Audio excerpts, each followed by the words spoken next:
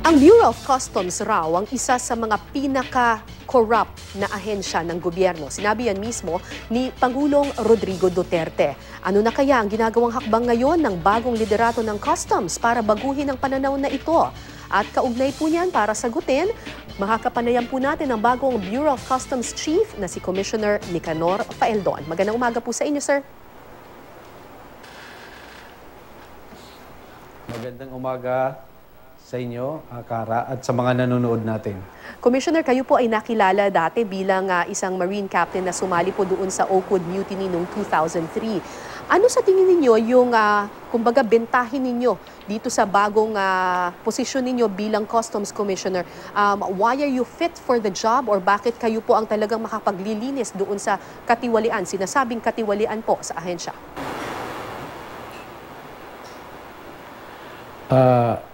Dapat siguro hindi ako yung tanungin dyan, kundi yung nag-appoint sa akin. Pero what I can bring to the Bureau is my ability to say no to so many things na dapat talaga maghindi tayo dito sa Bureau.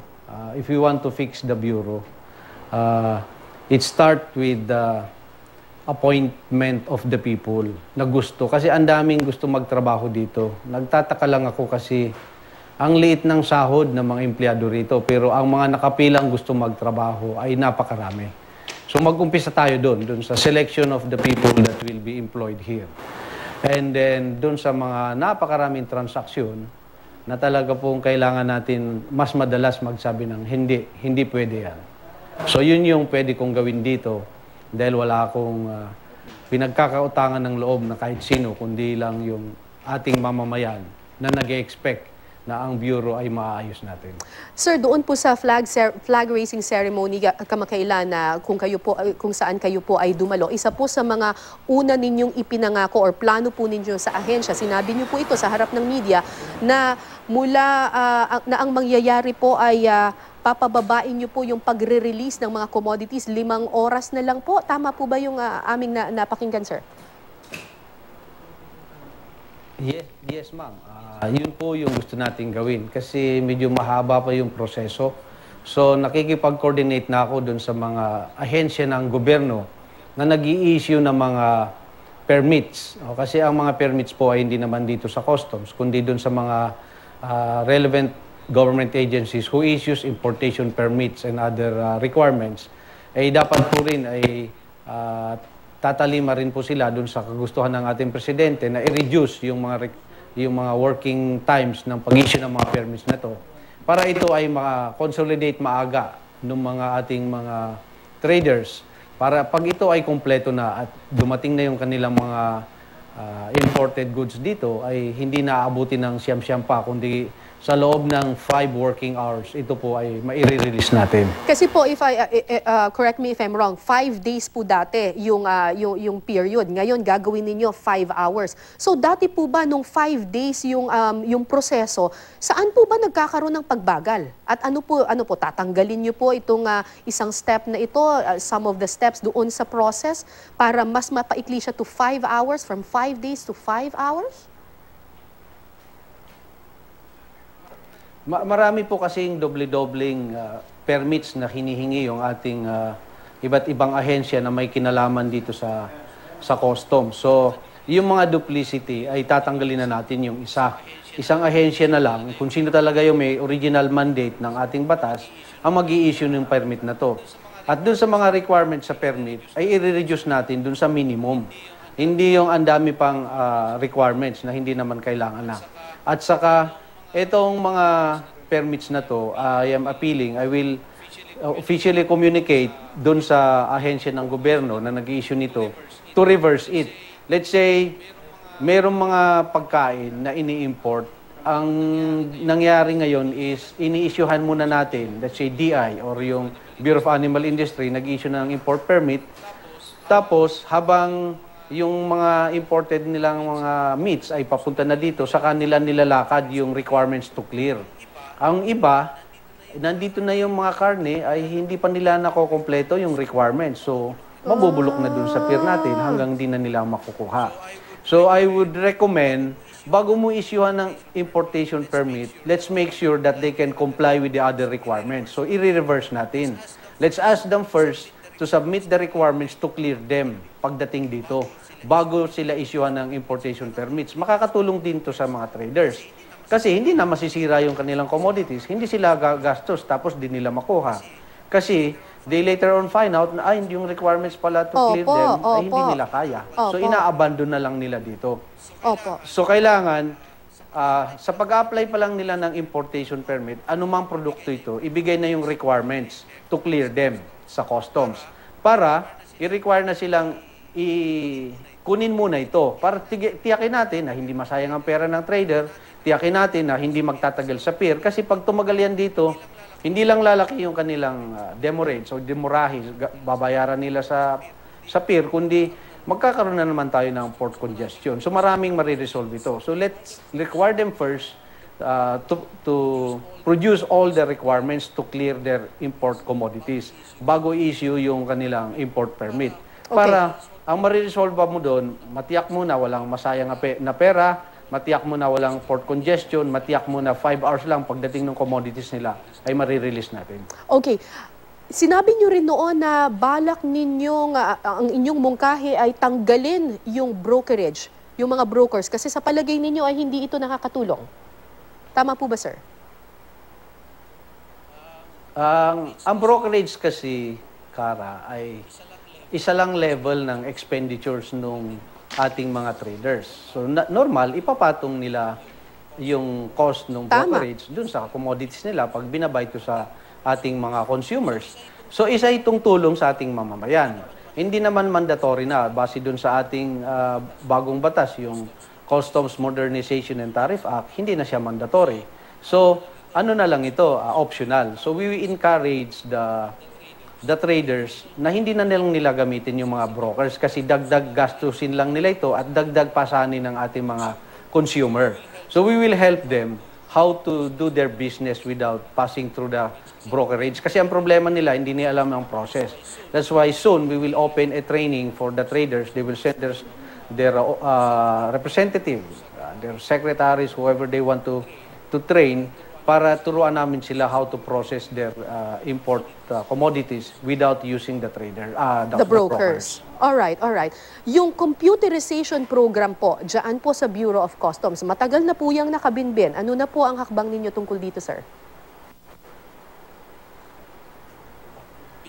Pinapaaral ko na po dun sa ating mga legal division how we can help mapabilis yung resolution nito kasi nakatiaraw po ito sa Supreme Court. I am also appealing to the Supreme Court to please resolve this kasi andyan na yung funds, 750 million yata, more or less, hindi namin ma-implement yung project kasi naka-hold siya doon. So, nakatali yung kamay ng Bureau. Sana ma-resolve kagad yung legal issues na to kasi ang nagsasuffer yung taong bayan. Hindi natin ma-plug yung mga nawawalang collection natin hanggat hindi natin maayos yung computerization. Ang hirap naman na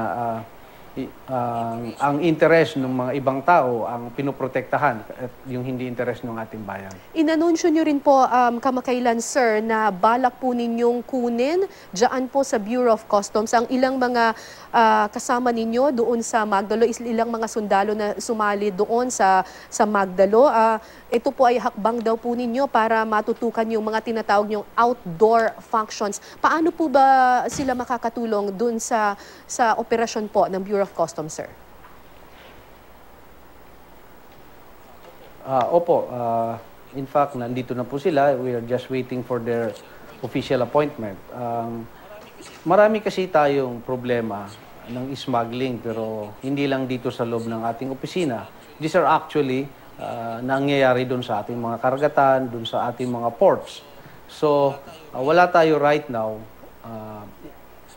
specific units that have a capability to do this. Yung pupunta sa laot, hanapin itong mga bangka na pumasok. Marami tayong issue ng ganyan. That is a job that I really intend them to do. Yung talagang outdoor activities. To do the jobs that are not traditionally part of the structure of the Bureau. So I will just create some offices, temporary offices, they will be able to function within the mandate of the Bureau. So ano pong ibig sabihin nitong mga gagawin nila para sugpuin yung outdoor functions or yung mga smuggling na sinasabi niyo pupunta sa laot? Paano po, sir? Paki-explica po sa amin kung ano yung exactly gagawin nitong mga sundalong ito. Opo, halimbawa mayroong barko, oil tanker, ay atras lang to ng isang nautical miles dun sa ating karagatan at dun natatabihan ng isa pang barko para i-discarga yung dala niyang fuel, ay wala na tayong capability ngayon. Sa kasalukuyan, wala tayong capability para i-check yan. Opo. And it is only the custom has the mandate to do that. So kailangan natin ng ganung mga kakayahan. Alright, alright. Isa pa pong problema, sir, ito pong problema ng mga OFW, yung mga balikbayan box na kanilang ipinapadala na umano, hinaharang daw po sa customs o di kaya'y kinakalkal daw, tapos itinuturing daw na kontrabando yung iba. Ano pong nakikita ninyong solusyon para rito, sir? Hindi talaga dapat buksan yung ating mga kargamento ng ating mga OFWs. In fact, doon sa bagong CMTA na batas, ay 150,000 na yung allowed na ilagay ng ating mga OFWs doon sa kanilang box. Talagang marami nang pwede magkasya doon. At saka hindi naman dapat talaga pakilaman mo yung laman yan. Pati nga yung arrangement niyan, may value sa kanila yon. We don't want to touch whatever they put inside those boxes. But we also want to ensure that these boxes are not being used by other unscrupulous sectors. That's why we need to improve on our capability dun sa ating pag-x-ray. Dapat, para hindi tumagalaw at mabilis ang paglalabas, kompleto tayo ng x-ray machine, maidaan to sa x-ray machine lahat, clear sila lahat, dire-diretso na dun sa ating mga kababayan. I agree, dapat hindi siya bubuksan at hindi siya ma-delay. So, para hindi ito ma-delay, we are now looking into the process of procuring more x-ray machines so that we can also protect the entry of a possible prohibitive commodities. Kasi mayroong possibility kasi we are allowed to clear 2 boxes per OFW every year. Pero meron kasi kaming na-uncover dito na sindikato, yung mga forwarding, whoever will get the list of these OFWs who traveled in a certain time of the year, nire-recycle yung pangalan and they bring in OFW boxes na hindi naman talaga dun yun sa kanya yun. Using the name, address of the same, but they are bringing in, smuggled commodities. So we are really trying to preempt this from happening. Okay, okay. Sir, alam niyo po, marami na pong iba't ibang mga taong itinalaga po dyan sa Bureau of Customs. Ano po sa tingin ninyo ang pagkakaiba niyo po doon sa mga naunang itinalaga na hindi po nagtagumpay yung ilan sa kanila? Hindi ko kayang sila husgahan. I do not know them. I have never had an interest in the Bureau. I really don't know what they did or failed to do. Pero ako, as long as I am here, simple lang naman yung sa tingin ko makakatigil nung kalokohan dito. If the commissioner will not receive even a single centavo or even as innocent as 1 cup of coffee from anybody, then you can say, looking at the eyes of your officials, do not do any form of corruption. Pwede mo silang titigan sa mata. And I believe these are human beings. Kung yung commissioner nila ay hindi magnanakaw, ay talagang susunod yan. Pero how can you tell your subordinates, do not receive, dito ang tawag nila dyan, tara. Ito yung mga lagay ng mga traders para yung kanilang mga commodities ay hindi na nila iimbestigahan. Or meron talagang mga loko dito na pinahihirapan yung trader para talaga magbigay ng tara. Paano mo masabing huwag kang kumuha o manghingi ng tara kung ikaw mismo ay nanghihingi? So kapag ang commissioner ay nanghihingi, di lahat ng nasa ilalim mo ay smorgasbord na yan. Talagang kaliwat kanan na, kahit ano na yung gusto nilang gawin. So you cannot fix the bureau. So you have to come clean and stay clean so that everyone will follow you. Kasi ang hirap niyan. Kung magnakaw yung commissioner, kahit naman anong gawin mo diyan, hindi mo maayos yung bureau. Maraming salamat po at good luck po Maraming salamat po sa inyo. Ang bagong hepe po ng Bureau of Customs, Commissioner Nicanor Faeldon. Thank you, sir. Salamat po at sa ating mga nanonood.